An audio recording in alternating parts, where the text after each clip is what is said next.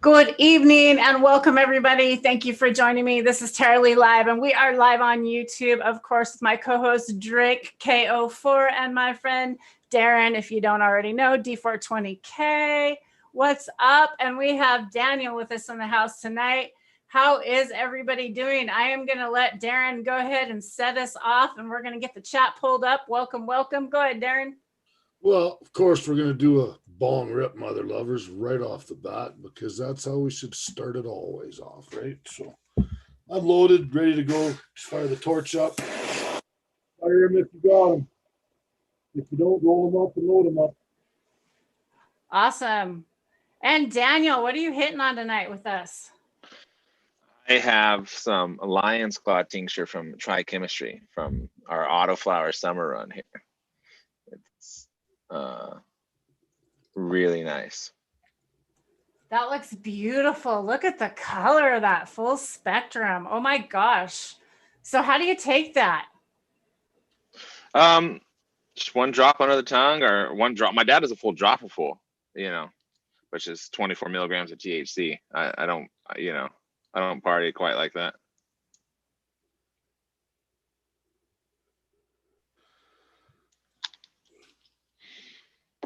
It comes on a little quicker than like an edible, or like the longer you can leave it under your tongue. But it's, I've been enjoying, I like to do more like tinctures and edibles. Awesome. Very cool. I really like the edibles at night. I've been getting into the edibles at night. Definitely. Well, I'm going to have a dab on some bubble hash. Drake, what are you hitting tonight? First, I'm going to go in on some Ghost Train Haze backed with a little bit of Delta 8, and then I'm going to jump in on some Cherry Pie hash rosin.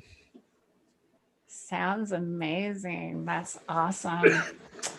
Well, I guess to start it off, we have HeartRockMountainFarms in the house. If y'all didn't know, we're going to bring up his Instagram here and we'll show it to you here in a minute. Make sure y'all go check him out and follow him out. He's actually a DEM Pure certified farm down in I almost said Oregon. Oh my God.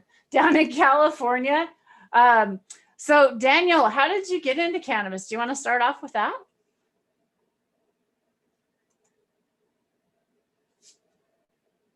Oh, you're muted. If you're talking. Yeah, I got into cannabis. My older brother, he was helping out my dad on the farm much younger, but when I graduated high school, my older brother's like, hey, go get your medical card and ask dad if you can help grow. And, so I went and told the doctor I had migraines, got my prescription and I was like, hey dad, I got this medical card. Can I help out on the farm? And he agreed to let me grow with them if I continued my higher education and took some college classes. And 17 years later, still growing on the farm. That's awesome. So what would be your favorite cultivar of all time if you could ever bring back? Oh man, yeah. I mean, if I knew what I know now, then we lost some heirloom stuff, like my dad started growing in 76, he was saving seeds for a decade before that. Every seed he'd find in a bag, he'd save. So, and then that was in Santa Cruz. And then he moved up to Mendocino County and they were growing sativas from Mexico and Colombia and acclimatizing them to the mountains there. And then they got the first good indica. One of the neighbors brought some in from Colorado that came from Afghanistan. And when I came onto the scene in the early 2000s, that's what my dad and older brother were growing, like these. And we have hybrids of those heirloom varieties, but we lost them. And I definitely would bring those back.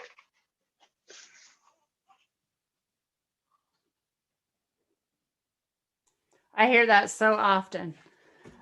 Do you guys have any questions for Daniel before I hog all the time? But I would say though, I am starting to see in some of those hybrids. I have in like the second, third, fourth generations, I'm starting to breed for those, and like I'm starting to get the smells down of like, oh, this is it. This is that smell that they were growing. So it's fun to still be able to find them, even though they're lost. What profile do you like working with most, specifically yourself? Oh, yeah. I mean, I like the candy terps, like blueberry, and I don't want to find any rotten fruit in my bag of candy. I like rotten fruit on its own, but it's down there on the list, you know. If and then I'm really into tangy right now and citrus. I just want to, but that's just because I want to eat it, maybe. But and then I like, you know, your skunks for over your OG. I like it to be on the skunkier side. And then I like, of course, complex terpenes, like the under over, you know, if it's got like that berry with gas, or, you know, just make, I definitely like the complex terpenes. And that's what I like to breed for too, the under overs. And but yeah, we have some nice tangy stuff we're working on, some nice lemon stuff coming out. And yeah, and our Blue Thunder is probably, you know, we hear it all the time as one of the best blueberries that people come across. Awesome. Well, let's get into that. Let's actually go down deep into each one of those lines you're talking about. Why don't we, because you are a breeder, of course. You are you do have seeds. You're selling those in yourself, or do you actually have a seed bank you're working with? I think some of our stuff is going to be on seed sellers, but we have a nursery license. So you know, here in California, we're to all the other rec farmers out there, we're moving seeds. And check, I got this here to show, a little show and tell. Show and tell is right. Yeah, this is just a couple. Yeah, lion claw seeds. Yeah, this is about $250,000. Oh my God. Is that like a 2-pound turkey bag? Those 2-pound bags or whatever they have, the turkey bags? Is that what it is? It looks like it. It looks huge.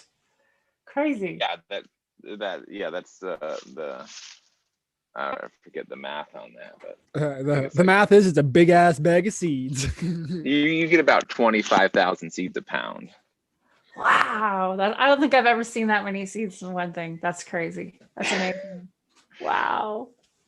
Well, very cool. So, what do you, okay, you're doing, I know you're doing auto also, and then I know you're doing like lots of hash ones. What do you want to talk about first? Go for it. Yeah, I mean, it's almost mad, you know, how many seed lots we're working with, you know. I think I made 400 combinations of genetics this year, like harvested pollen from 150 males. And yeah, I don't know. But you know, in the autoflowers too, definitely that's because we don't do depths and stuff. So it's fun to be working with a lot of different autoflowers. And then we have our, you know, and it's nice having a nursery license too, because I get to put things over in the nursery license and breed over there to like, oh, this is ready for production. Especially like, you know, going rec, it matters more to try to get that consistency a little bit more for the batches. So, you know, I really don't like to grow anything that's not like F3 or higher, and that's not been proven. But we did grow F1, our CBD, Love Laughter. But like, you know, most of our stuff that we're growing is like F3 to F6 for production. And it's fun to be in like an Pure organization because, you know, it's great for trading genetics. And yeah, I don't even know where to begin to unpack my breeding program. Well, with the autoflowers, do you have anything specifically you found that's like super hashy, works great for any sorts of hash or squishing? Yeah, I mean, people are making rosin with the lion claw. And I am excited for the blueberry Afghan autoflower we're working on, which is, you know, I took the lion claw and bred it into like 60 of our full term strains, and there's definitely some standout ones coming out of there that, you know, they won't be fully auto till 2022 or like the end of this next season if I do, because with the autos you can do, like I have autos still growing in a greenhouse that have another 2 weeks left. That is the second generation I made in a year with that strain. So I made the F3 and now I'm making the F4. Okay, well maybe what yeah, the lion's claw? Yeah, so I mean, the Lion's Claw is, you know, not one we created, but it's definitely one we've worked with, and it was like the first auto we got. And my buddy who was living and growing with me built a drum for somebody on the coast, and the dude gave him 3 packs of seeds, and one of them was labeled early, and it was auto. And it was a Mexican early girl crossed with a Siberian ruderalis, and then brought it into the North Coast here and crossed in with Lionsgate OG. And then he just selected the earliest plants. I'm not even sure if he knew they were autoflowering. But if it's a recessant trait and you keep selecting the earlier ones, it'll come out and you can stabilize it. Well, I know we have a friend that's way up north that's definitely interested in hash autoflowers, because, you know, really in some of these places up north in these climates, that's all they're going to be able to get out. Yeah. So it's very important, I think, that somebody's working on that, especially in a climate that you're able to do more of them, I guess, and you're able to turn over and produce more.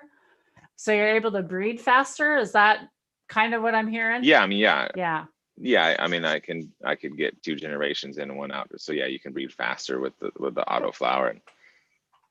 Yeah, and then I'm excited too because I'm crossing the auto into some of my full term strains. And what's really going to be fun is when I do like a F8 Blue Thunder with a F8 Auto Blue Thunder to make a true F1. You know, that's gonna. So it's just, yeah, it's really exciting time to be breeding in the cannabis industry. Right on the forefront of it, really. So, who's like one of the biggest growers you think you kind of, or breeders that you kind of look up to, like back in the day, would you say? Oh, you know, my older brother who passed away he did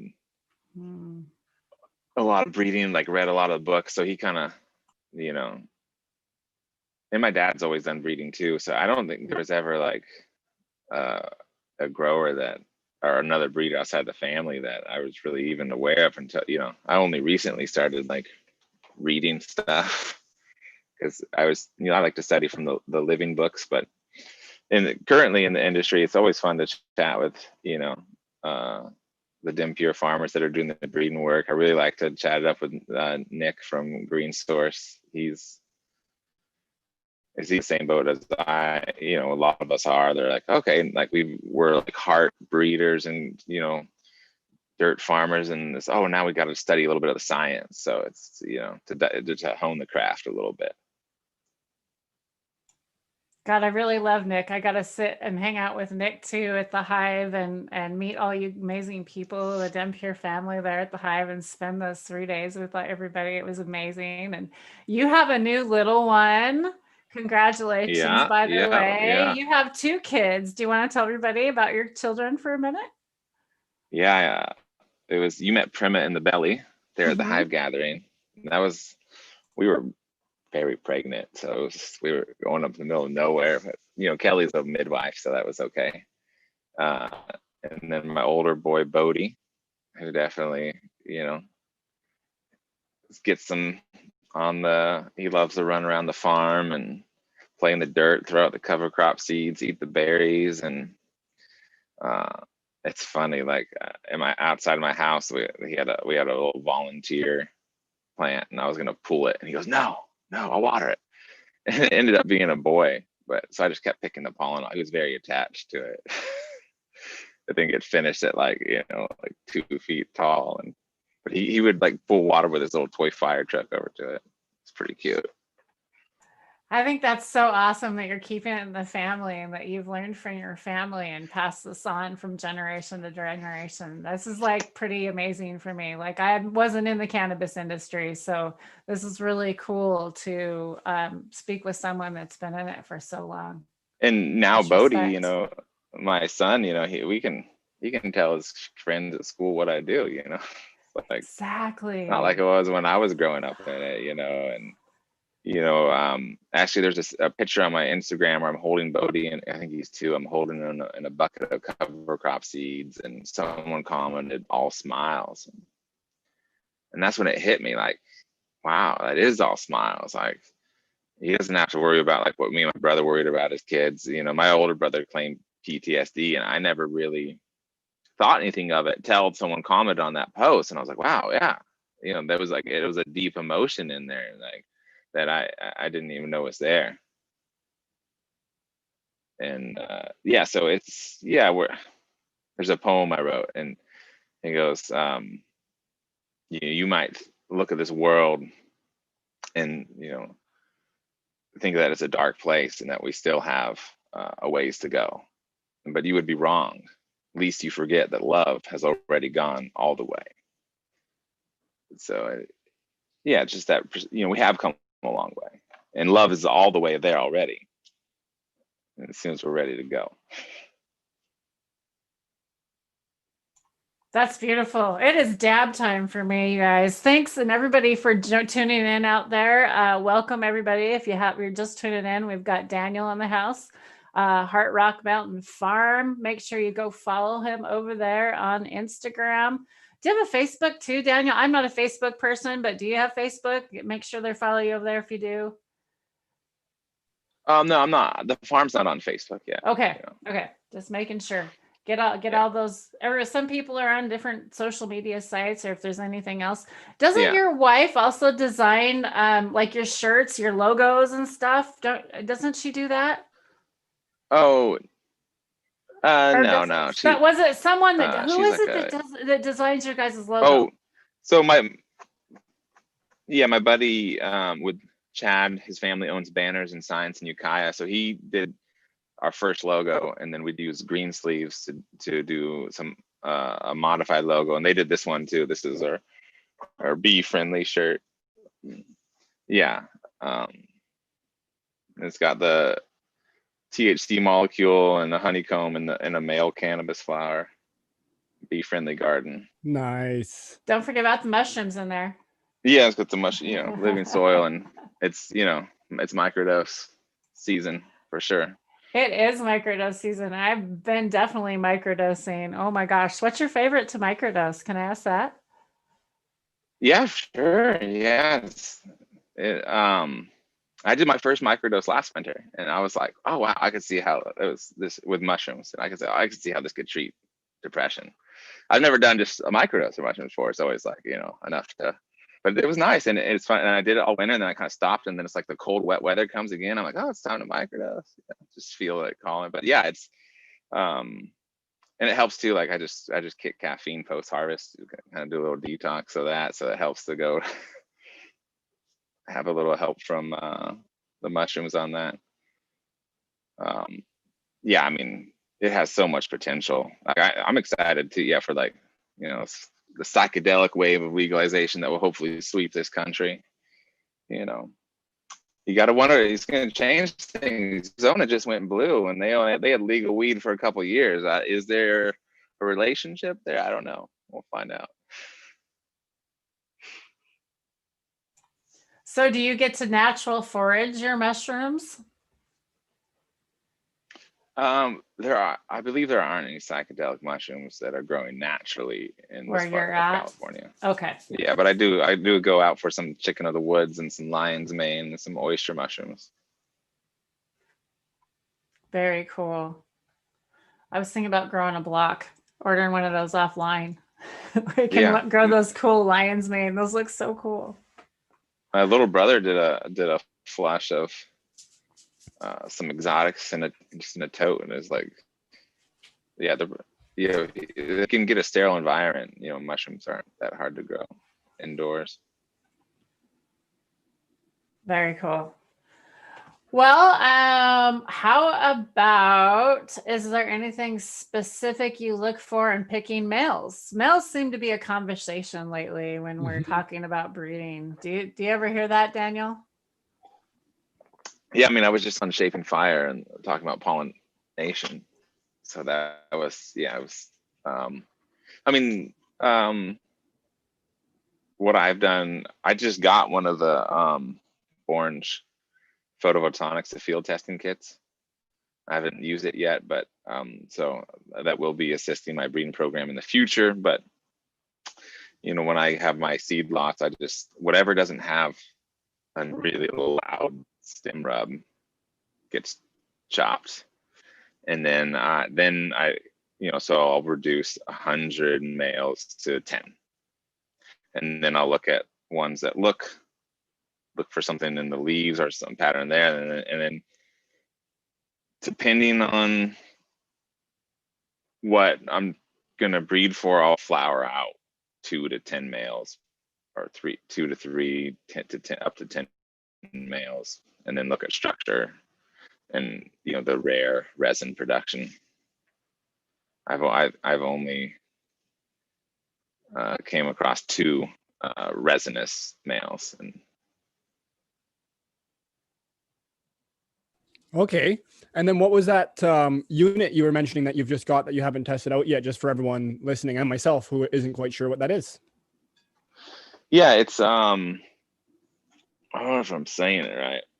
Oh, it's under the, it's I think the orange photophotonic. So it's a gas chromatography field testing kit for Cool.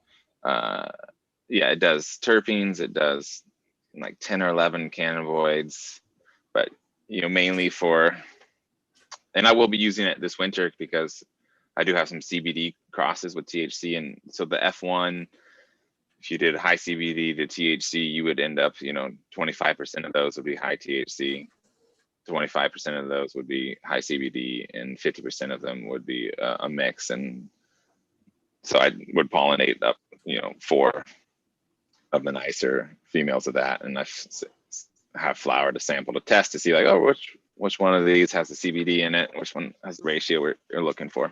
Mm-hmm. But I also will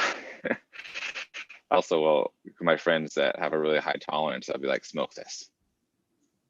Does it do anything for you? No. This is the high CBD one. That's funny. I don't know if that's a scientific approach, but I've done that this fall.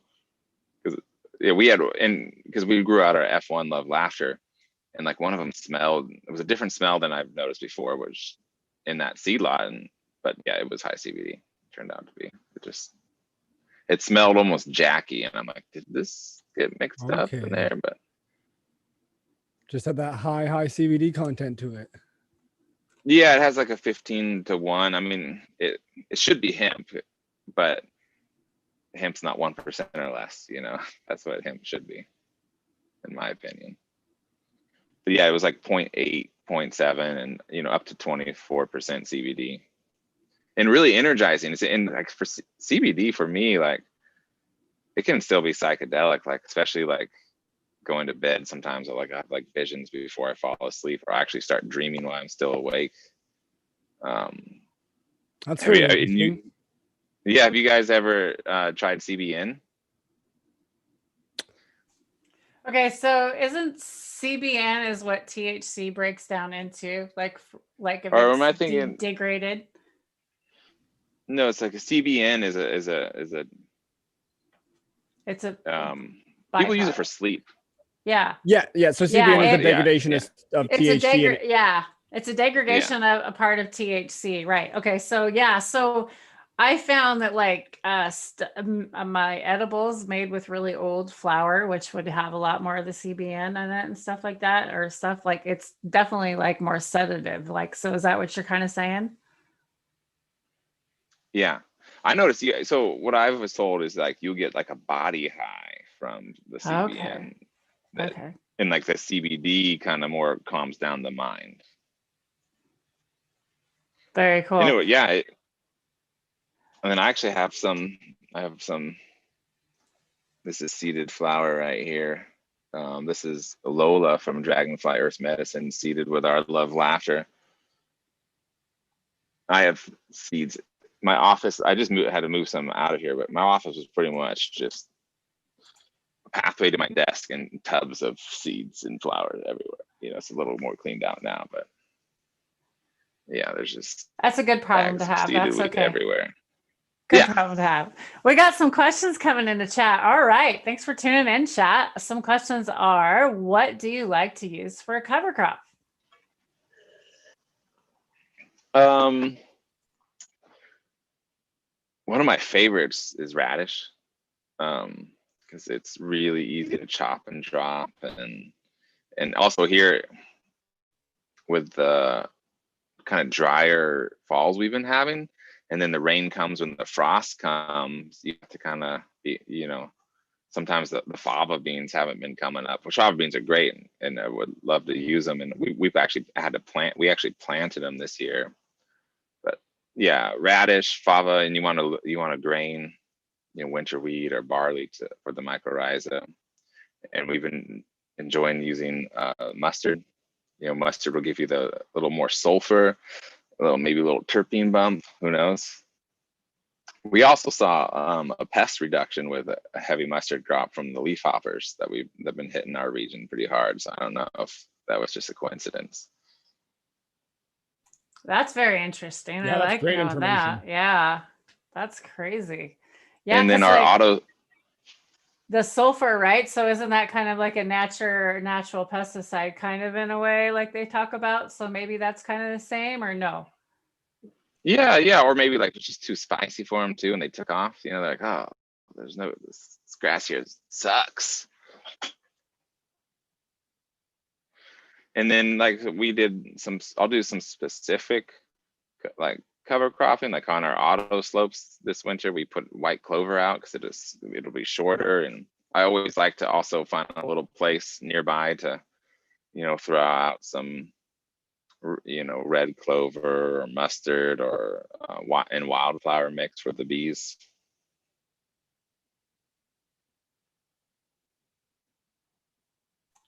Okay, I'm catching up chat here. Make sure I'm not missing any questions. If you guys have any questions, make sure you direct them towards me or one of the panel members so I don't miss them. Welcome, y'all. Thanks for tuning in.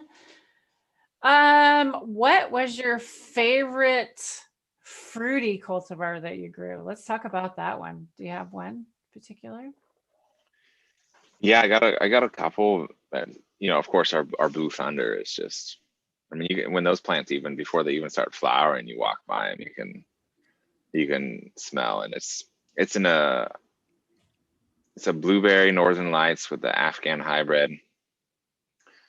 And it, you know, it only tests at like 17 to 20%, but it'll send you to the moon, you know. And even like some of the veteran smokers, like one of the new guys is like, yeah, man, that Blue Thunder is like the strongest stuff, and it's fun, you know. But so hopefully, you know, we can educate the marketplace, because, you know, people, if they don't see that 20% plus, they're like, oh, you know, it's kind of silly. And it has an amazing blueberry flavor. Like, you roll a joint, and that's my favorite. I've never smoked the Blue Thunder other than in a joint, because it just tastes so good, like the whole way through. And yeah, my brother-in-law made some pressed rosin with it too, and you know, hopefully we're going to team up with Helidank on the Blue Thunder. I've been talking to them about that, and we're going to do a hash round with it. So we big leafed it and hand trimmed it, so it'll make the, you know, the best hash possible that it can. Yummy. And then we're also trying to get that into some pre-rolls, because it's so loud. Very awesome. And then yeah, and then some other fruity one, like there's a fruity autoflower that's coming out, that it's our Blue Thunder with a Z3 Skittles seed to the Lion Claw. And it's funny because the Blue Thunder Skittles like came out like melons, and crossed it with a Lion Claw, and it came out just like candy. It's been interesting seeing what happens crossing stuff into autoflowers. And honestly, I grew one of your autoflowers this year. I'm kind of embarrassed to say, though, I did not treat that poor girl. I had a few of them in my garden this year, and I didn't treat her very well. But if I would have treated them much better and been a little bit more prepared on my my way of growing, because I'm so new to this, I can't imagine what she would have looked like. Dude, your plants, of all the autoflowers that I grew, like, yours were amazing and beautiful. The trichomes were like just glistening in the sun. Like my lawn care guys would kept checking that flower out every time they come by. That was like the one they would peek over and look at all the time. It was so funny. But Yeah, no, it's so I hear it cool. all the time. They're like, oh man, I hear it all the time. Like, oh, the Lion Claw was some of my favorite smokes from the season, or I think it was like the second highest testing strain on our farms. We had one hit like 25%. And like 3% That's amazing terpenes for too. an autoflower. Yeah.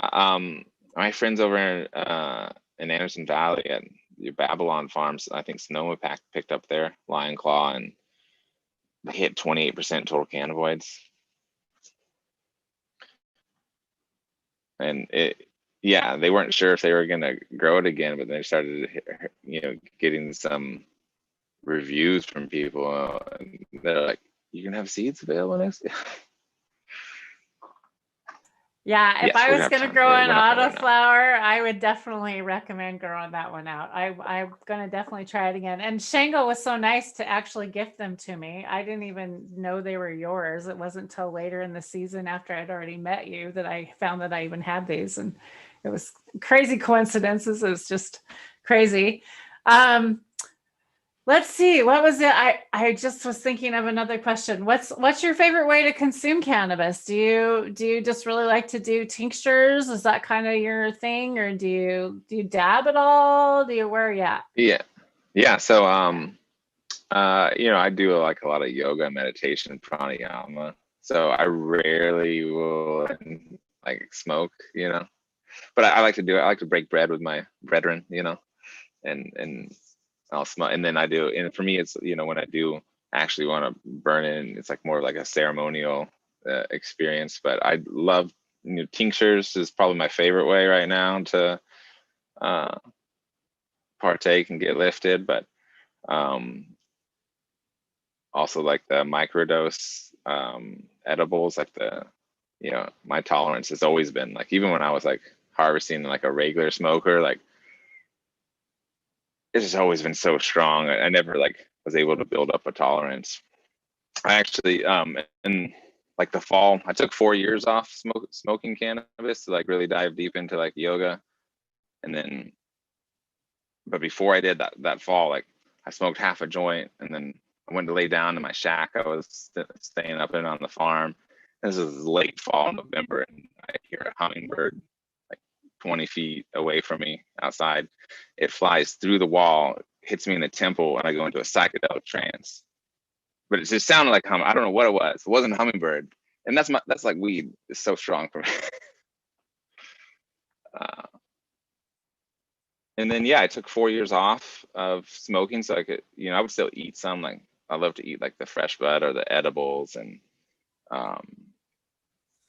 then coming back to cannabis, I had such a deeper connection with like the plant spirit, and it's a very, and I connect with it's a very conscious plant, I don't know if you know Dr. Emoto, but I got to see him speak in Ashland, Oregon,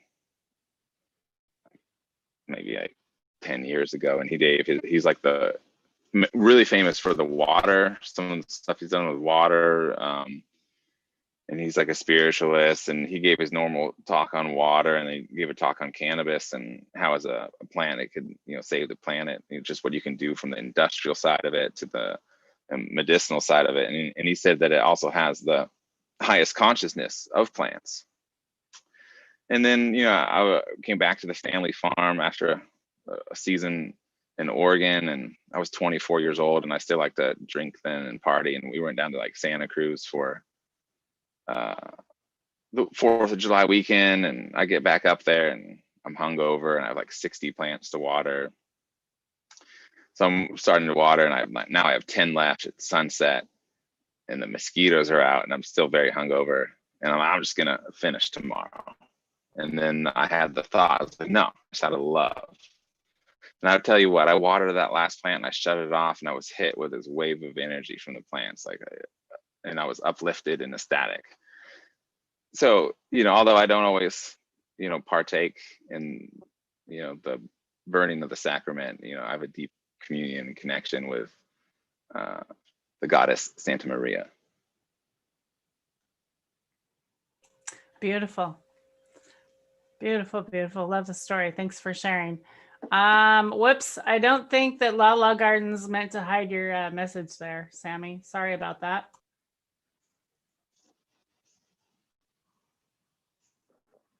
Darren, did you have any questions? Darren, Anything on your unmuted mind? for a minute. You're Unmute, muted still, Darren. brother. Unmute. There's a couple of questions. Let's see if they flight back into my brain or not. You'd be talking about something and I go, oh, okay, then I'd have a question, but I just wouldn't. It's just good information and conversation. I don't like interrupting. But when you do you take your tinctures daily? Do you take edibles daily, microdosing, or do you get a nice body buzz? Do you do it for medicinal use? No, I don't take anything daily, and sometimes I'll be like, yeah, I'm gonna microdose a day, and then around 2 o'clock I'm like, I am so high, I'm glad I didn't microdose today. Yeah. But what do you high from? Yeah, I've been meditating for 12 years, and I do the pranayama, and I'm in an altered state of consciousness, Okay. like normal. Like, Yeah. I don't know if you ever listened to Ram Dass. So Ram Dass would take, he was in the LSD back in one of the fathers of psychedelics, and he said he was tired of coming down, and he knew he didn't know what he was enough, but he knew he didn't know enough, so he went looking for it, and he went to India, and he traveled around with a bunch of LSD, and he would offer it to various holy men. He said most of them were too quick to grab it, so he knew that they were looking for what he was looking for, and yeah, he was tired of coming down, and so he met the person who would be his guru, and he actually didn't offer him LSD that night, Neem Karoli Baba, and he knew many insights to Ram Dass's life, and then the next day Neem Karoli Baba was like, give me the medicine. And Ram Dass was like, oh man, this poor old guy wants vitamins. I don't have any vitamins. And then the translator was like, no, he wants the LSD. And he took more LSD than like Ram Dass has seen anyone take, and nothing happened. Except for like something did happen. And it was Ram Dass' desire to use LSD went away.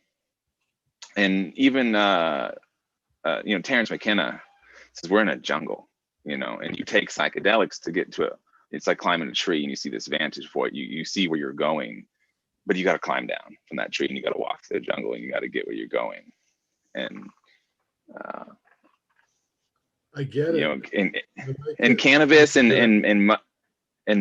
cannabis and mushrooms and ayahuasca, they have a very similar consciousness, although very different effects on the body. But it's like, and when I do like get too high on cannabis or mushrooms, it's like, just, make sure my cell phone's off, take off my feet, walk in the garden, connect to the earth.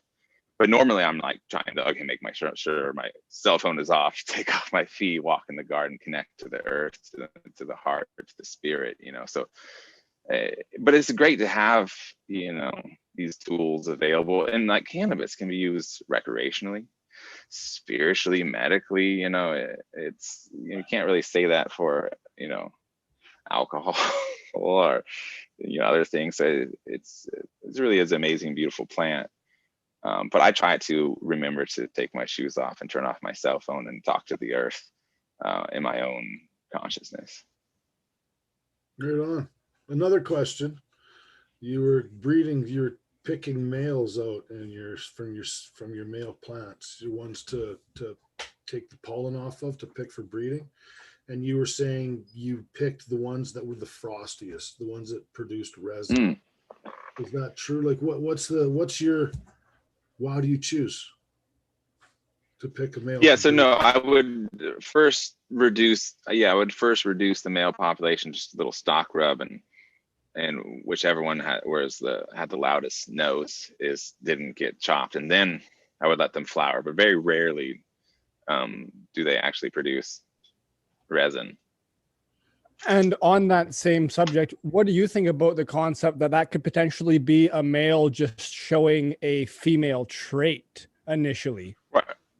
So I forget it was either, it's a panel I listened to at the Cup, and it was either Mean Gene or Kevin George. Said sometimes you can hack a male back and stress it out, and then it'll produce resin. You can kind of see what it is. So it could have just been stress, but it's Well, it's not a characteristic. And then you look. I mean, I look too, and when I find a male that has resin on it, you make sure there's not one single hair on it, before because it could be a herm. Yeah. How do you? But yeah, no, there are resin. Your males besides the final male. Once you've stock test, stock rubbed, everything, I know exactly what you mean too. And then bud structure. Because they're producing flowers too. So you want to, look at the structure of the flowers that they're producing and see, which one catches your eye better. And it's, and also, if you're familiar with the females that you're looking for, it's easy with the females because you grow enough seeds out, you're going to find one like, you look just like your mother. And you're the one I want to, that I'm looking to isolate. And with the males, it's a little bit harder, but you can see some of them have rounder structure, some more intricate, denser buds too. Sometimes you find a male with some really dense, just depends on what you're looking for. Cool. Thanks, man. Sometimes you breed for density and sometimes you don't.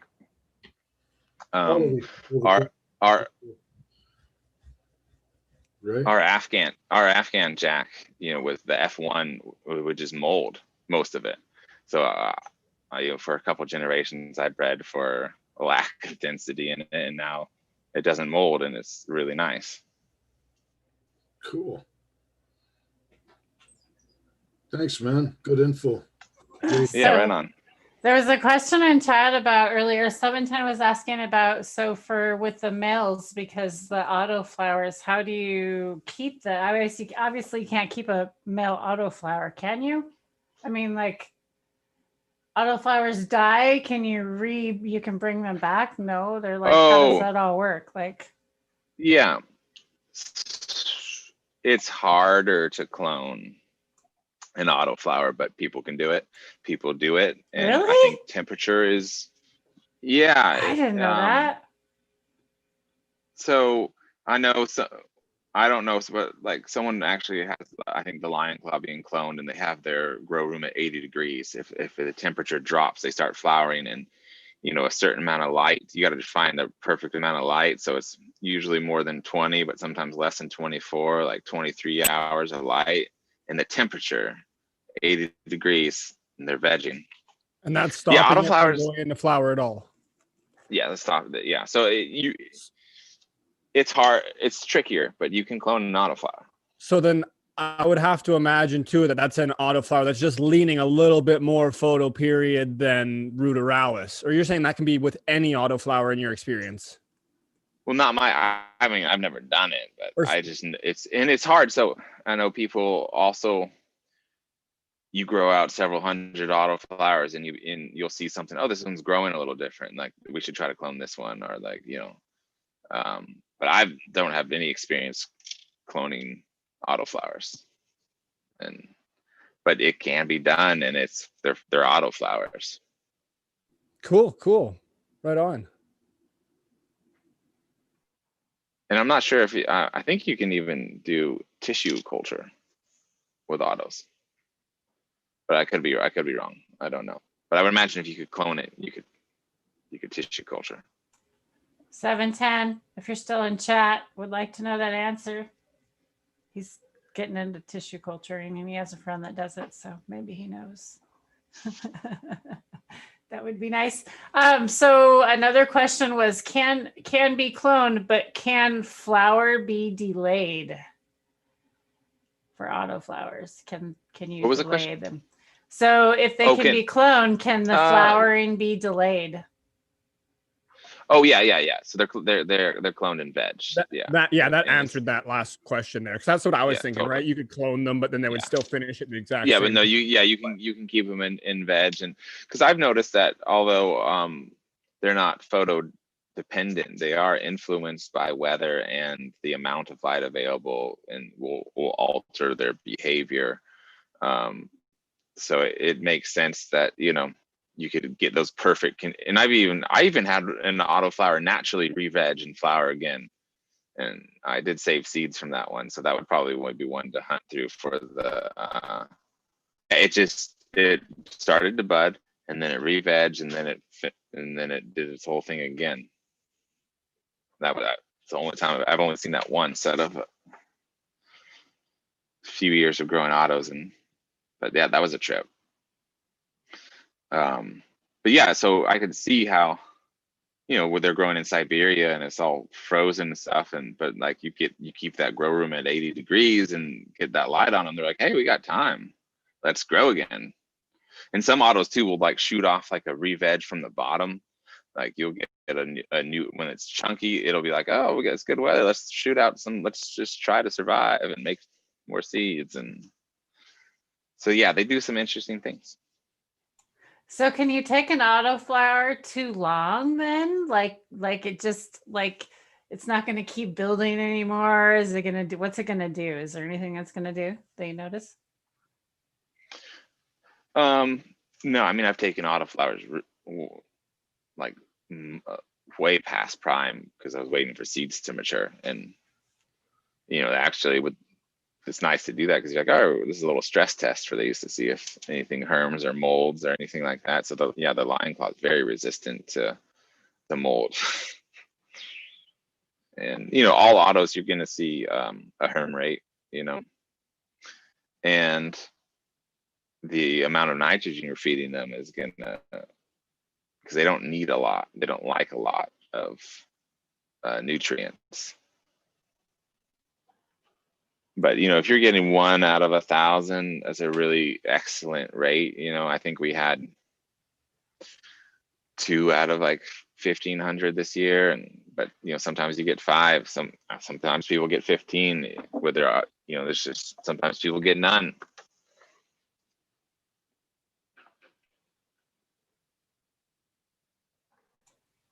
Very cool.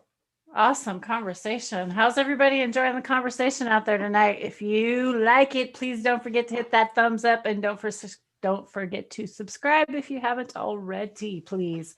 Also, I forgot to remind you all to keep it up on live chat, not top chat if you're tuning in tonight, because you will miss the conversation or some of the comments. Who is also got some more questions out there? What y'all smoking on? Who is tuning in from where? We would like to know where y'all joining us from. I see Vision Creator out there tonight. Welcome, Vision. Thanks for joining us tonight. Sammy, thank you. How are you, Chad? Welcome, welcome, welcome. You guys have any questions? Let me know.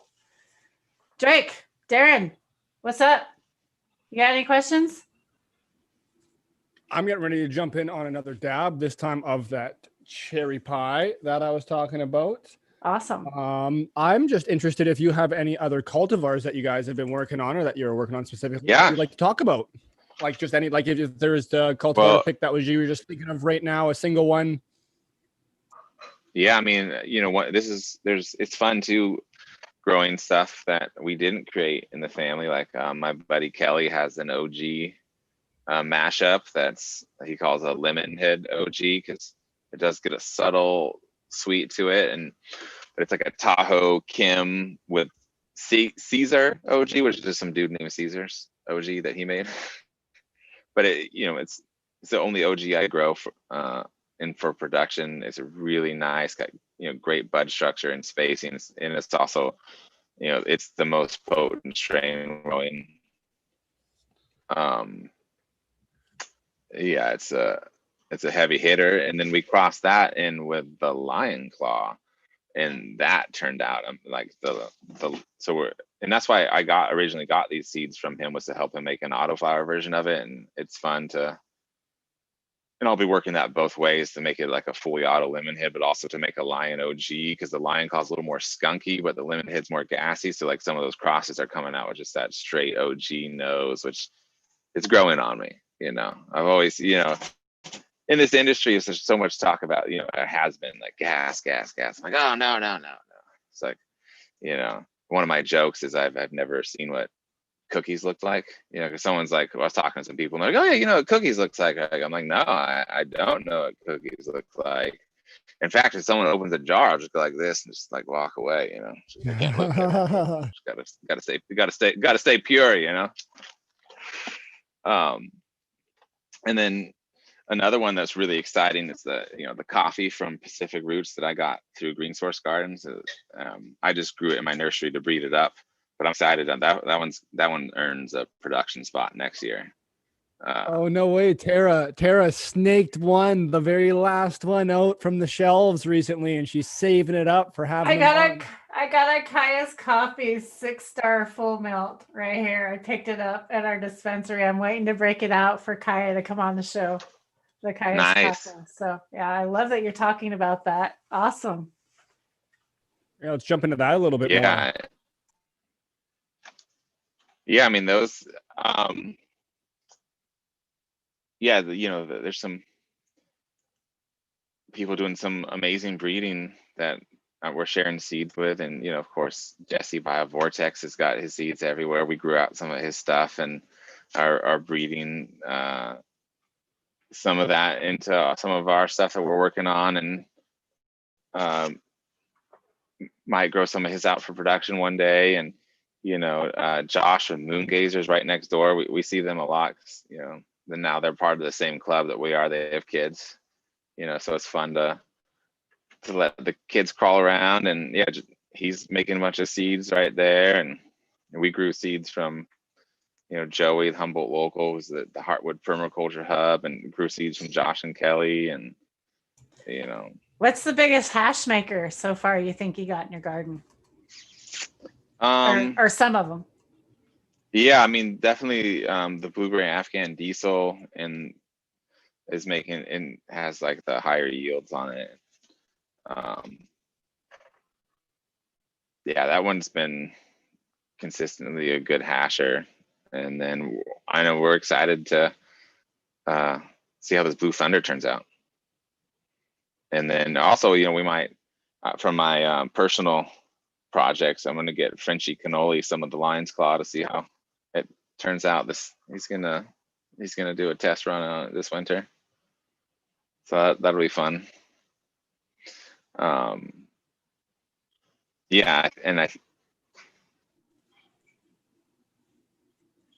who is it? I think Noah with Golden Figs made some rosin with the Lion Claw.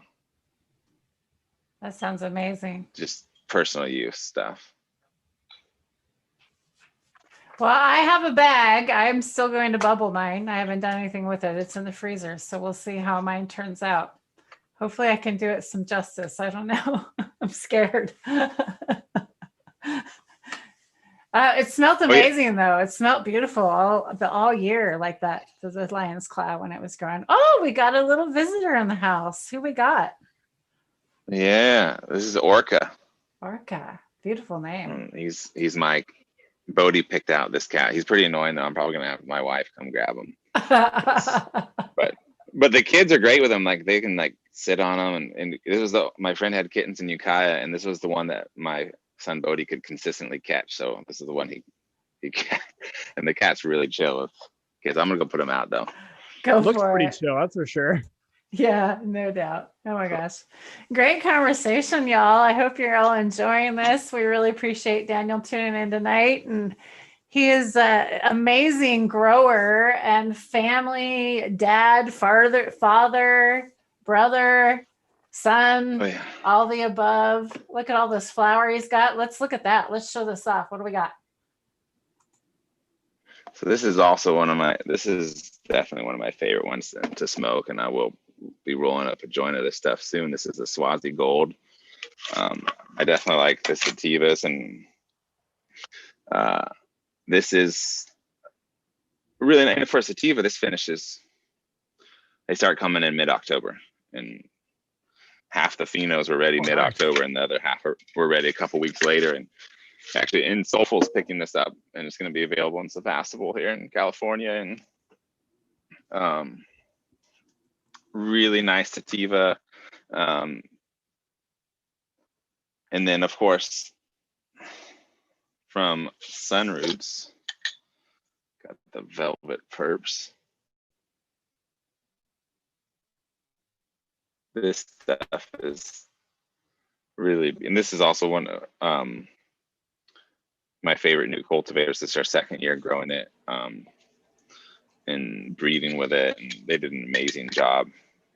And it's also really nice sativa high, very uplifting. I haven't, other than some CBD tincture, even when I like smoke indica, I don't ever get like the couch lock. It's always like I'm tripping balls or I need to do something. It looked like that last one had a little bit of purple on it. Did it have purple in it? Yeah, let's see. Yeah. It's very purple, very purple. I just love those colors when they come out in the garden. It's so amazing. I just love them.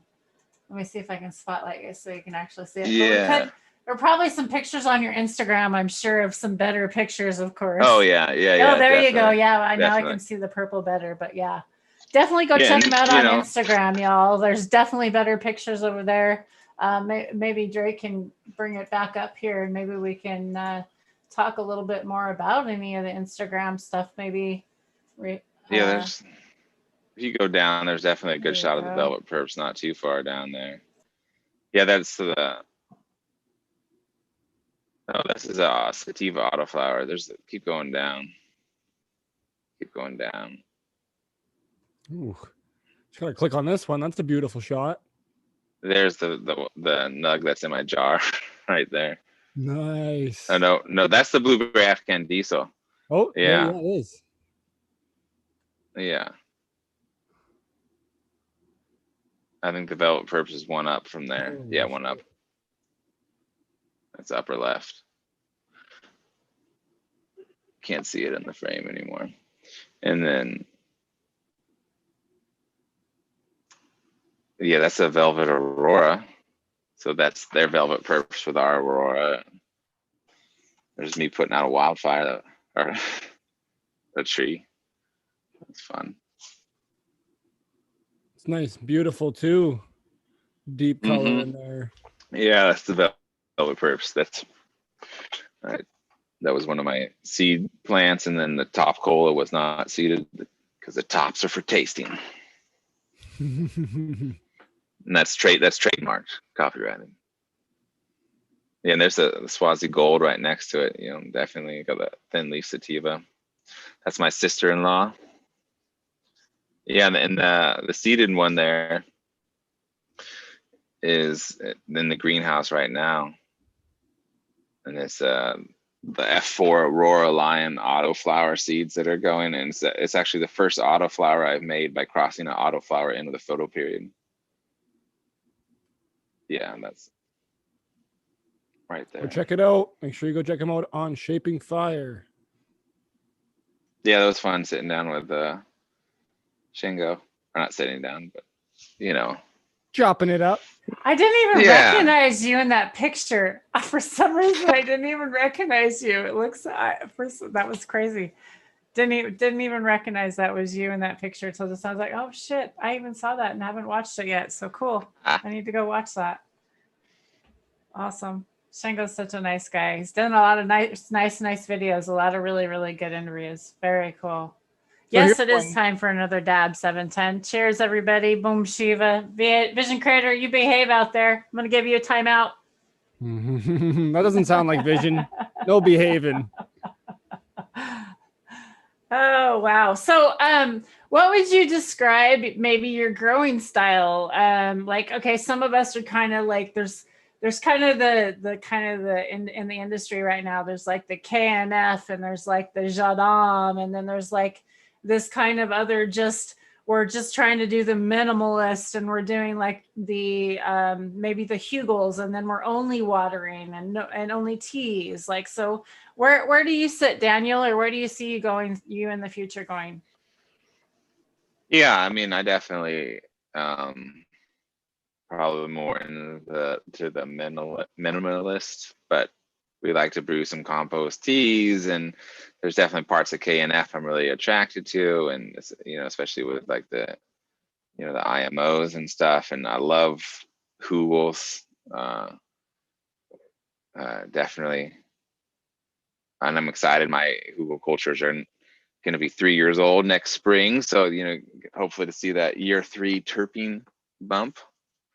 And I think definitely hugelkulturs are probably one of the best things you can do for your farm, garden, backyard, homestead. It's a gift that keeps giving.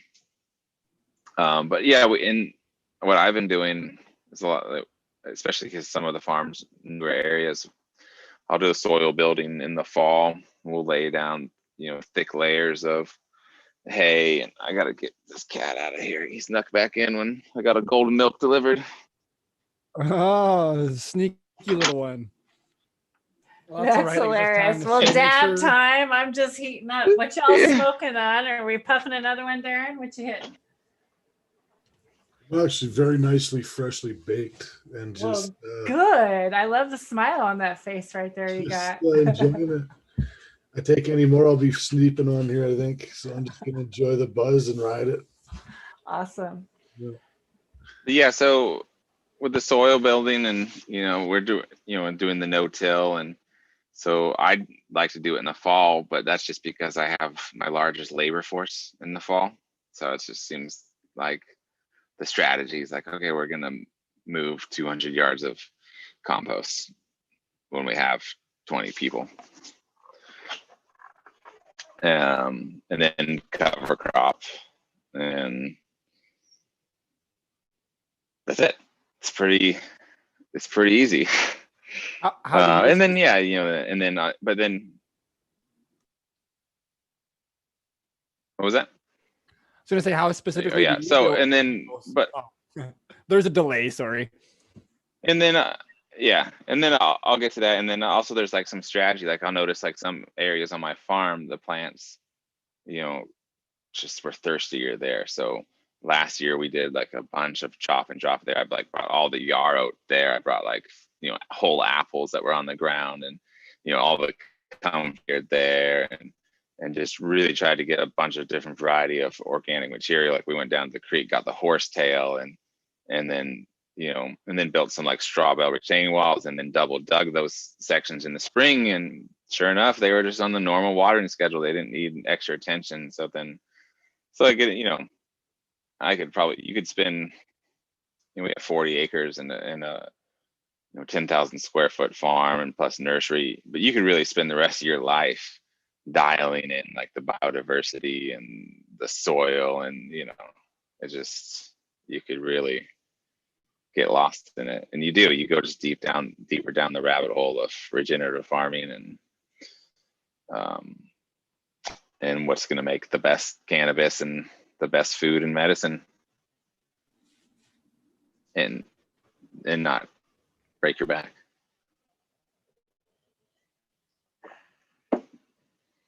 And then hugelkulturs, yeah. So we've done, both ways, where we've trenched them in and just done them on the top of the ground. And you kind of do a modified hugelkultur when you're growing cannabis, because you don't want like a 5-foot pyramid to put your ganja plant on top, because it would be pretty hard to manage. So you kind of, but we did do a 5-foot pyramid when we trenched them in, and we did like half by hand digging the trenches, and then we hit rock, and we got a backhoe in, but we did 3-foot wide, 2-foot deep, put 5 foot of like logs and material in there and covered it over. And now they're only like 2 foot above the ground, so they definitely shrink down. And then we mineralized them that year. Like we added some minerals to it, and some compost and stuff. But we're in like pine forest, clay. I know moon gazers over in Redwood Valley are kind of more on the, Sandra's more on the minimalist side of things.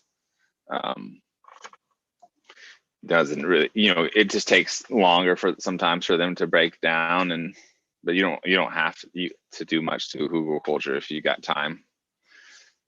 You put that material in, and it's gonna do its thing. But I did actually plant my first mushroom in the hugelkultur. I got the garden giant. I probably won't pronounce it right, but I got those too. I just planted them, and Drake's getting some too. I have to send them to him. Yeah. Did you get So, them like, from yeah, the guys in Oregon? yeah, via Josh. Yeah, I actually got him at the Michael. conference, the Regenerative. Oh, you The did. Regener Cool. yeah. He let me take it home that he had to show people, and yeah, it was fun. I never planned before, so that was fun. It was definitely a big year of firsts. And definitely we smashed some records, which was fun because I'm competitive with myself. Yeah, yeah, but it was interesting. 2020, it was a good year. Like farmers sometimes. I don't go to town sometimes for like 3 weeks. That's just normal. And then there's some cool things that have come out of quarantine. Like there's a lot more offered online, and I got to see some people and things that I wouldn't have been a part of this year. And so hopefully I think we're gonna come. Hard times open the heart. You know, we're gonna come together. We're gonna make it as a global civilization. At least some of us are gonna make it. The fact that we're gonna make it doesn't mean that we're not gonna see partial extinction of the planet. But we will persevere. And regenerative agriculture. It's like that's the thing now. I haven't seen it yet, but there's like a popular movie on Netflix that I get tagged in my family members saying, "Oh yeah, you're not crazy." Yeah, kiss the ground. Yeah, that's the one. Yeah, I've been sent that probably like 4 or 5 times. Like, hey, watch this movie. I will. I'll get to it. It looks. Yeah. So I'm going to share just a little bit more of this Instagram with you all because his Instagram is just amazing. Some more pictures here, and you can tell us about some amazing trees. Maybe look at this tree you got behind you here. Yeah, that's actually in Sunroof's garden. That's Forrest and Patricia there. Yeah, we went, and that was fun. Thing about legalization is like we we met all these people too, and like in the dragonfly, not just the dragonfly community, but Instagram. I've been in this industry for a long time, and it wasn't really commonplace to post stuff like that, this, or go to people's farms or have people to your farm. Like we've had some private parties where we've had I think like 50 people DJ dance party like in the middle of summer on the ganja farm. You just wouldn't do that back in the day. There's a picture of the hive. I just had to bring that one up. I love that. That's just amazing. We all got to sit in a circle there. Wasn't that cool? It's so potent to gather and create, and especially in the regenerative agriculture, like permaculture, like there's just such a huge part to play for what we need for the healing of the nations in this planet. It's crazy, like living in a society in a world world at large that doesn't seem to be doing anything right.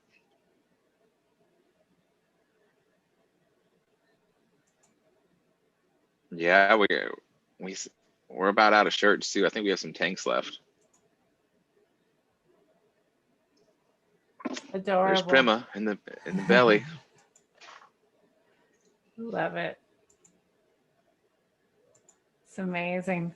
I got to go back to your beautiful garden. You have just got some just amazing flowers, and look at these buds. Yeah, it's I see it all the time, and it still blows me away that like this is our farm. And it's fun too because we grow from like 2,300 feet to 2,400 feet in elevation. Got some little nooks, and it's not just like a big flat plain. How big is your farm?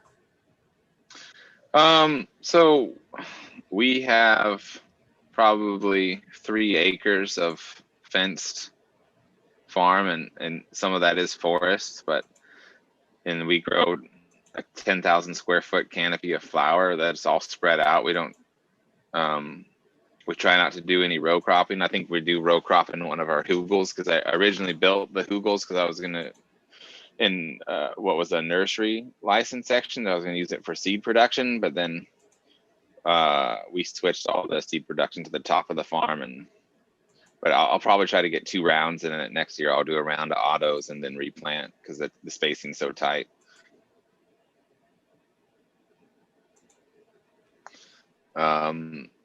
And then we are able to flower out 5,000 square foot of canopy for our nursery. And I think we're under the nursery. But we can't really expand without building another pond.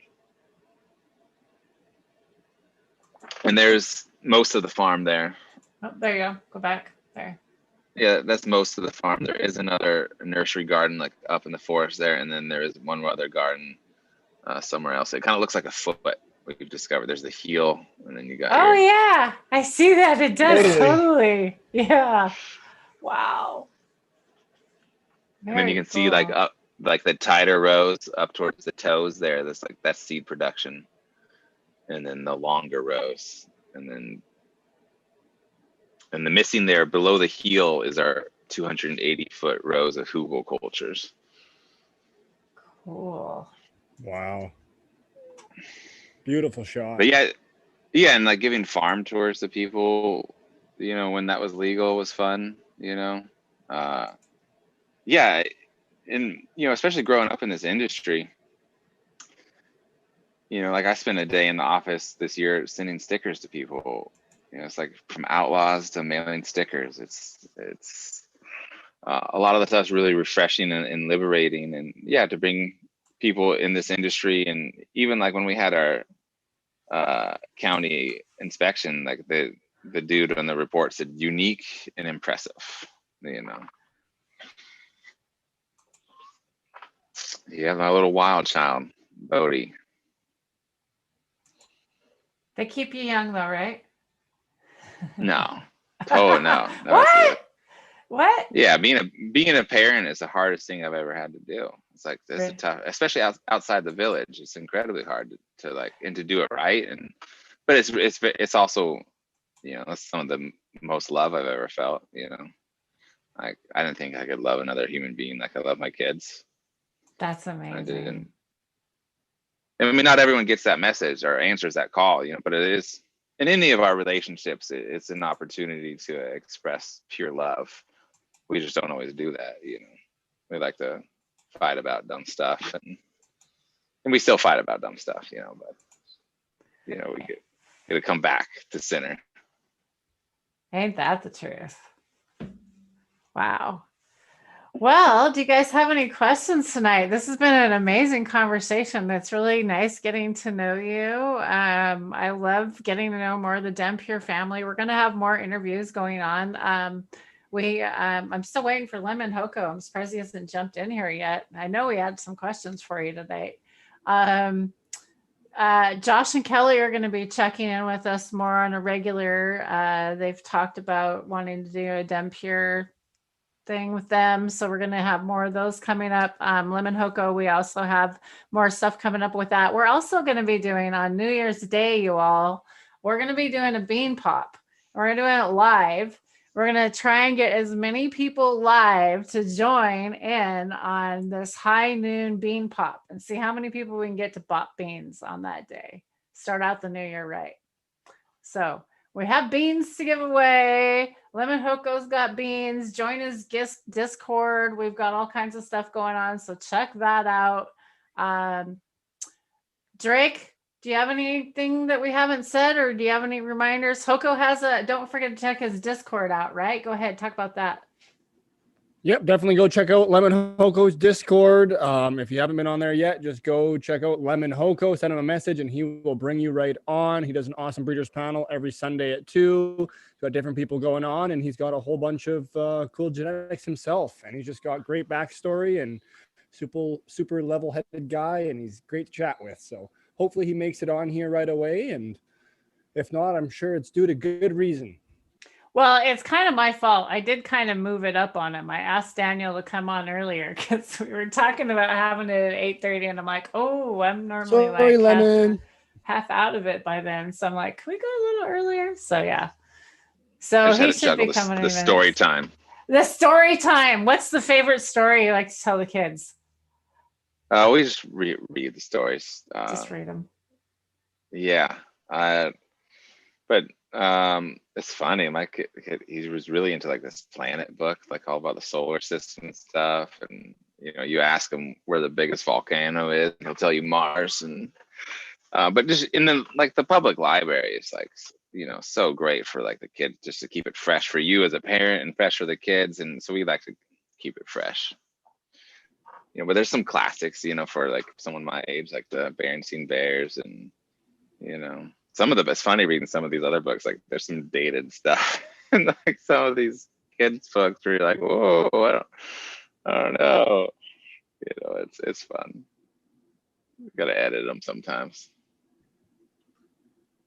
Wicked. Well, before we let you go, I was thinking Darren wanted to say something. He was ready to say something. Go ahead, Darren. I forgot I ate a couple edibles tonight. Oh. And that's why I'm sitting here. I'm just getting so fucking high. I bong ripped about. I only had a couple, and fuck my peel. I just and then I remembered I had some gummies earlier. No wonder you look a little slimy eyed. I am slightly fucking. Yeah, we not every year, but sometimes people accidentally eat weed food on the farm for sure. Like, because people cook with it. I remember one year someone made a cake with weed in it and didn't label it, and I was headed to my dad's house, and I was gonna go like take a hot tub, watch some Giants baseball or whatever, and I took a bite of the cake. I'm like, oh, this is gross. No, I don't want I don't want a piece. But and then I drove down the mountain, and I got to the bottom of the mountain, and I'm like, am I high? And then I didn't think anything else of it. And then I got to my dad's house, and I was like, I'm just gonna lay down on the couch. And then, but someone who someone ate a ton. They always had. And then one year I got really high. Someone made weed pesto pizza, didn't label it, and so I ate like 2-3 pieces, and I had a bunch of hash in my hands, and then I had like tacos later for lunch. And then I'm like, oh, and then I'm starting to get high. I'm like, was it the hash on my hands, the greasy tacos? And I'm like, oh my God, like I'm really getting high. I don't know if I'm gonna make it home right now. It's like, do I just go sleep under that big tree down there? And like, no, I can get home. And I'm like, okay, I just gotta take a bubble bath, do some yoga, and that was like 3:00 in the afternoon. And then by 9:00, I was like comfortably high. And played my guitar a little bit, wrote a song, and it was a good day, But oh wow. I'm gonna leave everybody though and hit my couch because I am nice and comfortably baked myself. Or you guys will be watching me sleep on here any minute. So yeah, thanks, we don't want to see you drooling. No, me neither. Have a nice night, Darren. Bye, man. Okay. Make sure y'all go follow Darren over on D420K over on Instagram, y'all. Peace out there, Darren.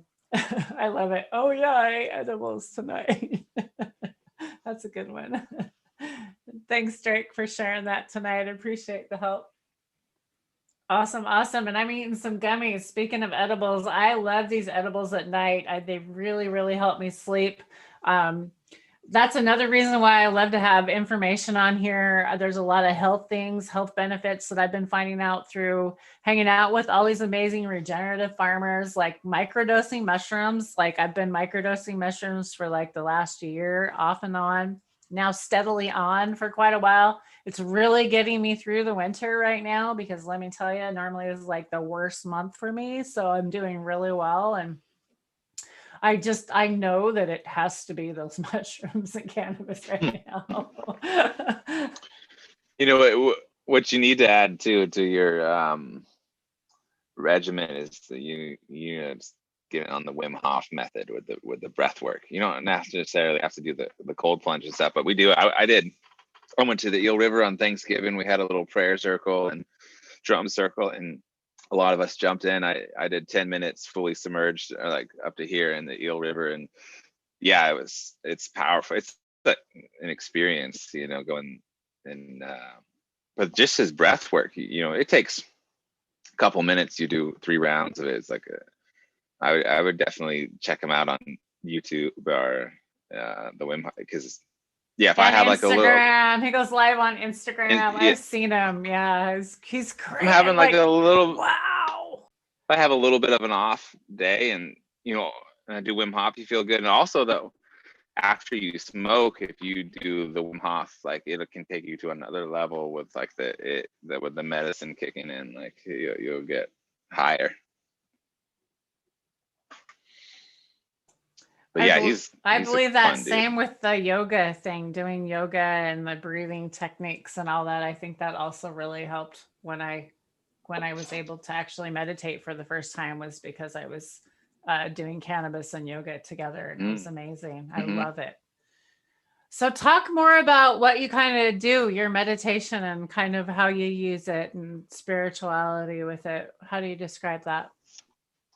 Yeah, so I've been studying Paramahansa Yogananda's techniques of meditation for like 12 years, and Paramahansa Yogananda came to the United States 100 years ago this August, you know. Yeah, so it was 1920, and from India, and he you know, it's funny, like growing up, I thought the world would be a better place if Jesus had just written books. But then coming across Yogananda and his teachings, and like actually reading his commentaries on the gospel and stuff, I realized that we didn't have like the language, the nature of like the universe and the atom, and like some of these like more scientific things. And Yogananda wrote like a ton of books, and they're really helpful. And he teaches the science of self-realization. So like you do these meditation techniques, you do these practices, you'll get these results, you know, over time. And yeah, I mean, it's, you know, the goal of yoga, which yoga, what you're talking about, like when you do hatha yoga, that's like the physical aspect of yoga, but that yoga means union of soul to spirit. And the goal of yoga is to be unshakable amidst the crash of breaking worlds. And that's not like a lofty metaphor or inspirational quote. That's, you know, to be taken literally. So, you know, if I didn't have like a meditation practice, I wouldn't be as like centered, grounded, you know, emotionally stable person that I am, you know, and to be able to hold what I hold, like on the farm, and, you know, because it can be overwhelming, like, and yeah, we definitely running more than one farm this year, and got a huge crew, a lot of responsibilities, but yeah, and just to take some time to sit in stillness, like meditation can be, it's just, and a lot of times you'll get nothing for, you know, I've been doing this for 12 years, and now I'm like, whoa, something's happening, you know. But just to be still and the eyes closed, focus here, and just to breathe, like, it's, you know, if you do that once a day, it's, yeah, it's calming, it's grounding. It's also, this another beautiful definition is that meditate slow unveiling of the soul. And, you know, our soul is made in the image of the entire universe. So if you think of that, meditation as a slow unveiling of the universe inside you, you know. Or another saying is that meditation is dying to the world. At least, like, you'll start to, you know, but for me, it's like, oh, this, you know, world's becoming more of a dreamlike place. And, you know, which it kind of is, you know, where everything's so perfect on one hand and so chaotic on the other, you know.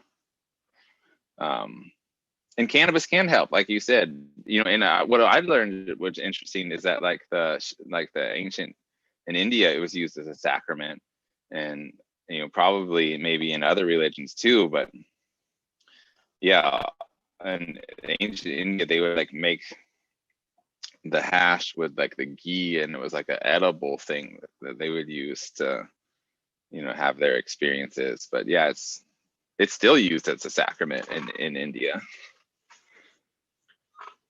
like some sects of, So what is the swamis. ghee? I don't know it. I don't know much about that. Could you I explain don't know a much little bit about more it either. about It's that? just that someone was telling me the other day that, that in ancient India, as a sacrament, it was eaten.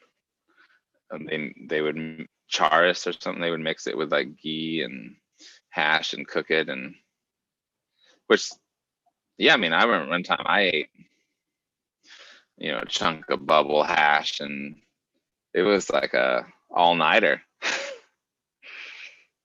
It was very powerful.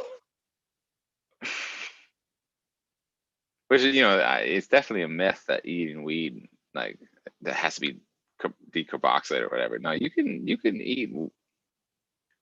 I've done it only once, like, because I like to eat, like, if I'm like harvesting ganja and I'll like clip something off, I can't hang it, and it's like a little bud, I'll definitely eat it. And yeah, I've gotten stoned from eating fresh cannabis, and we also like to juice it, in the spring.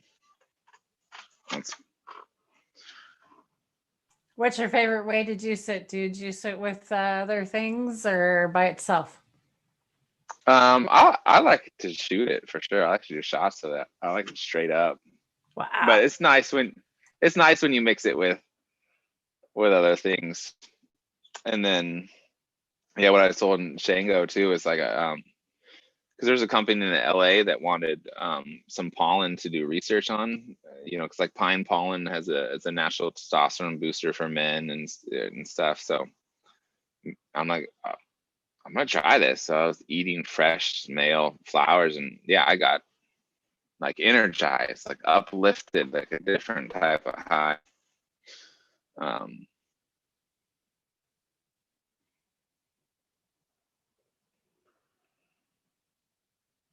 But yeah, it's just an amazing plant.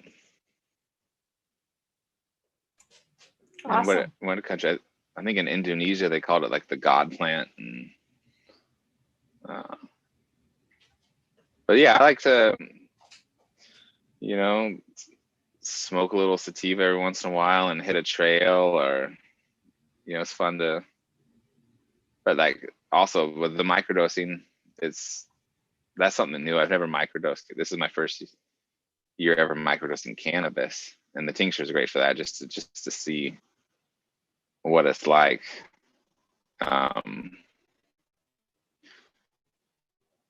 Whereas like I like to push it to the edge sometimes with the mushrooms, where I could take enough of microdose where I'm like, oh, and then nothing happens.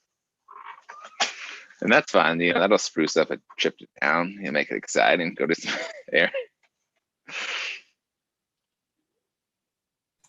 I find they actually help me sleep a little bit. Like if I take a little bit, Oh, like interesting. Yeah. sometimes like at 6 o'clock at night, if I take a little microdose, I kind of like really get relaxed and I'm able to really sleep. I don't know, it's kind of weird.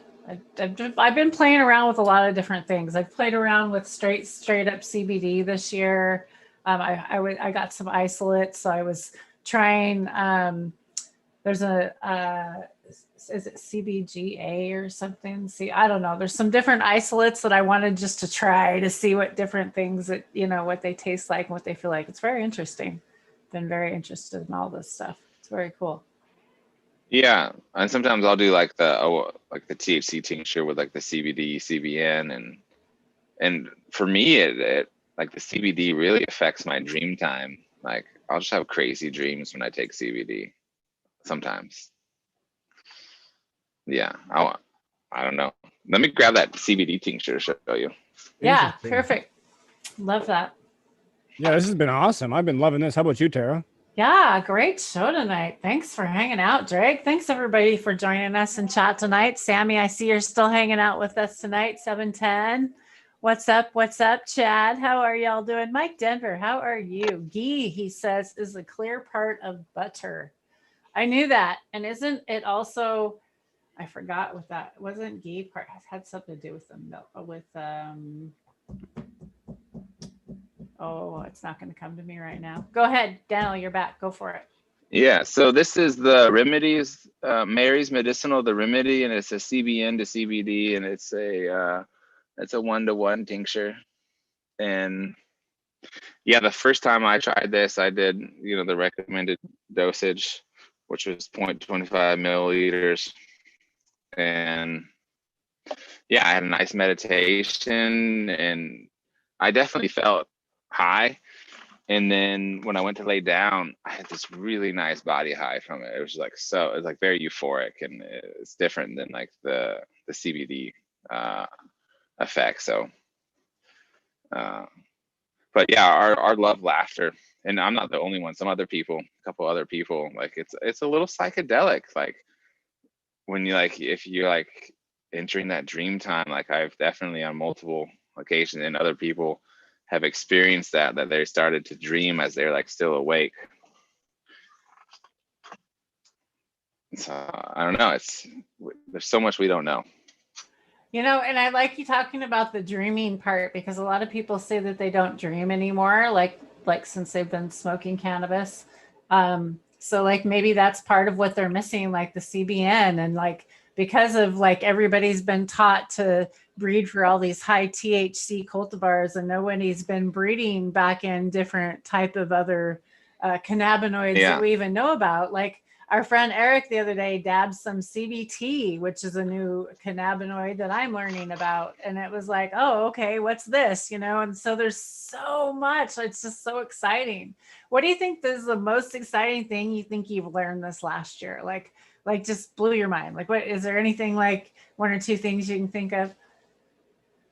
Well, as far in the cannabinoid spectrum, it would be like the THCP, it's like in CBDP, which is like so much stronger, which it's like it can make sense why some stuff that like tests like 15% and sends you to the moon, who knows what does that have in it, because and then I'm just really excited to on my farm just plant more flowers, and for me it's fun. I started out, the first thing I grew was cannabis. Like my older brother had like house plants and other but like my first thing I grew was cannabis, and now I'm obsessed with plants. I have a peyote cactus in my greenhouse that flowered like 3 times this year. It was like so exciting, and I'm just I have tubs of flower seeds I've saved, like literally, and yeah, it's and I'm always love it now, to see like what the pollinators are on and the beneficials are on, and it's fun to find something that they're all on, which is, but it's usually like the beneficials like something, the honeybees like something, the bumblebees like something, and of course they all do have some crossovers. So speaking of the pollinators, what are some of your favorite pollinators you grew this year?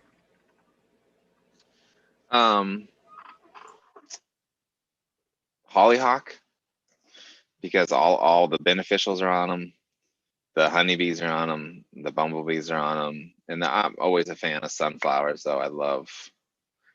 And then the seed with the smaller seed, sunflower, and that attracts the little like finches and stuff, and they'll hunt caterpillars. So it's fun to see them hunting the caterpillars. And also one thing I learned, if you have caterpillar problems, is you need a bat box, because the bat is the predator for the moth, and they'll eat the moths that lay the eggs. So I think we have some bat habitats naturally on some buildings on the farm, one area, but we're gonna probably put up some more. I saw something on the internet in Kern County, Texas, and it was when they were like fighting malaria. They had these like bat hotels that you could drive a truck under to collect the guano. I don't know if we're gonna build one of those, but yeah, it was. And they're also good for mosquitoes too. If you have a mosquito population that's really bad, those are really good. We used to go spend some time up with my my cousins, or my husband's cousins, up on a cabin up on a lake, and the mosquitoes were just horrid, and the bats would come out and just take care of them, and it was just awesome. It was really cool. Kind of weird to have them fly by you though. They kind of freak you out at first if you're not used to it, but they're pretty cool. Well, I don't see lemon coming in anytime soon. I think All we've right. kind of kept you here long enough. Is there any final finish up words you want to let anybody know? So, any of these tinctures that you have, are they any of them? Do you guys sell any tinctures? Where's your products available? Where can people find you? What Yeah. do people know? There, go ahead. So yeah, we teamed up with Chemistry for the lion claw tincture, and that was grown on our farm, which was really exciting. And we'll see. I think this year we're gonna be doing some of our flower. What will be available in more dispensaries, because we're gonna sell some batches to Lowell's farm, and right now Soulful and Sebastopol carries our flowers, and we're still building out the farm. And yeah, we're coming up with like some design work for our strains, and definitely gonna get more of it at least co-branded, but that's the goal, is to get it all in our own branding, and not have our hard work just disappear in distro.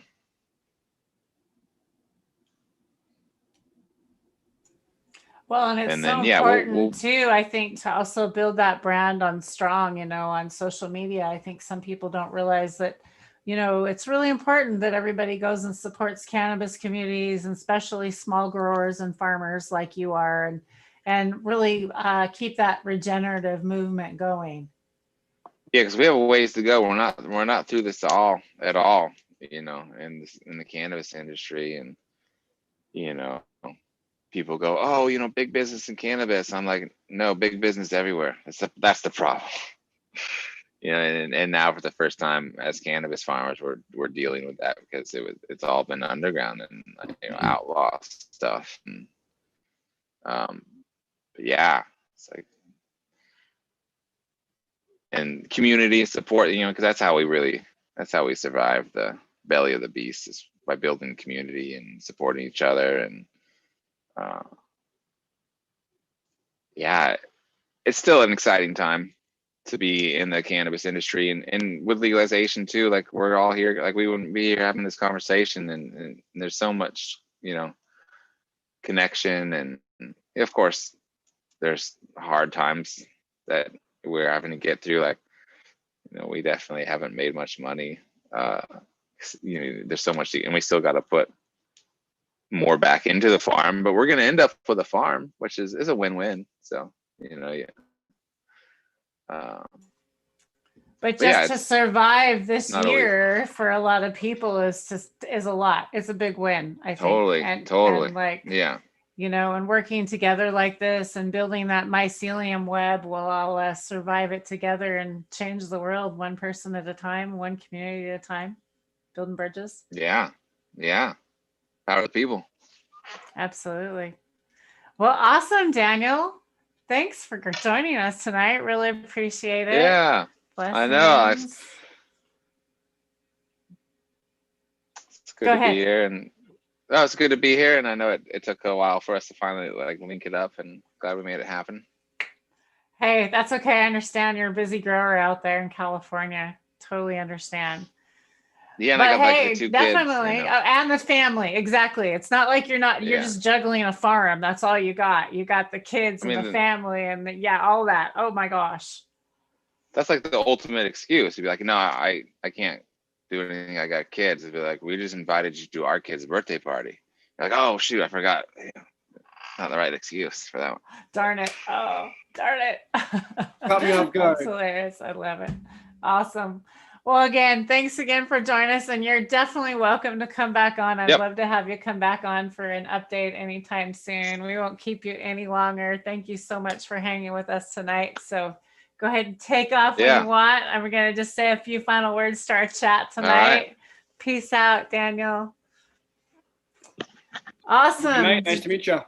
Drake, what an amazing show we had tonight. Wasn't that just awesome? Yep, that was fantastic. Wow. Thanks, everybody, for tuning in. Again, this is Tara Lee Live and Drake KO4. We are going to be going live again, I think, Saturday morning, I think is what we're we're shooting for right now. We've got another That's the plan. breeders chat with Breeder Steve as planned, and also Lemon Hoko are gonna finally get a chat because they were supposed to meet this last time and they didn't get to chat. So yes, stay tuned. We'll see y'all Saturday morning around 9:30ish Pacific. Thanks everybody. Peace and love. Thanks for tuning in. Get those thumbs up and like and subscribe. Terribly Live.